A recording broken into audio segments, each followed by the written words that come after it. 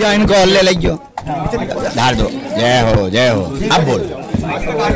सनातन संस्कृति को लेकर लगातार लोग कह रहे हैं, अभी बात नहीं आ रही। ये धर्म विरोधी लोग हैं, लगे रहते हैं और इनकी मति खराब है। खिसियाई बिल्ली खंबा नोचे जैसा हाल है। और ये जितने भी विरोध कर रहे हैं बहुत जल्दी ही ऐसे पंछी उड़ जाते हैं। प्रायः ये खेत के बिजूके हैं। और दूसरी बात, जो सनातन के खिलाफ है यूँ मान करके चलो उनकी मति खराब। भारत राम का राष्ट्र है।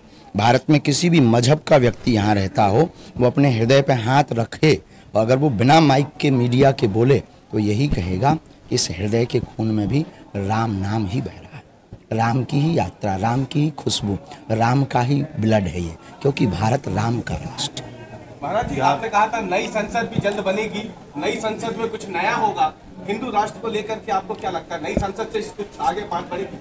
राम मंदिर की यात्रा, भगवान कृष्ण की यात्रा, ज्ञानवापी के विषय, ये सब सनातनी हिंदू राष्ट्र की ओर ही उत्थान कर रहे हैं, सब आगे बढ़ रहे हैं। दूसरी बात, हिंदू राष्ट्र हमें प्रायः कागजों पर नहीं चाहिए, लोगों के दिलों में चाहिए।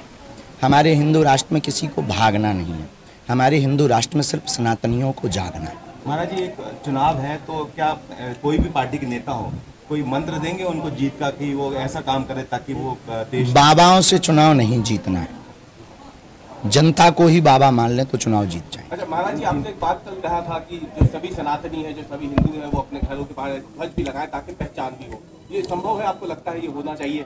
होना चाहिए, कैसी बात कर रहे हैं, संभव भी है और होकर के रहेगा। जिस दिन सनातनी जागे, फिर सनातनी होने का मतलब क्या है? आपके पास जब तक आईडी नहीं होगी तब तक कैसे पता लगेगा कि आप पत्रकार हो? उसी प्रकार घर के बाहर धर्म ध्वज नहीं होगा, मस्तक पर टीका नहीं होगा, कैसे लोग जानेंगे कि आप सनातनी हो? हाँ, ये नहीं है कि अति अनिवार्य है, पर अनिवार्य है। उज्जैन की खबर आई, उज्जैन में बड़ी घटना होती है। ऐसे नर पिशाचों के लिए क्या कहेंगे जो इस तरह की? इनके ऊपर घोर कड़ी कार्रवाई होनी चाहिए। इनको जीने का अधिकार नहीं है। जो इस प्रकार के अमानवीय कृत्य कर रहे हैं उन्हें जीने का अधिकार नहीं है। और इस बच्चियों के ऊपर इस प्रकार का कृत्य करने से निश्चित रूप से हमारी भारत माता को आघात पहुंच रहा है। इसलिए सरकार को, प्रशासन को मजबूती के साथ कार्रवाई करें। चलिए आप लोग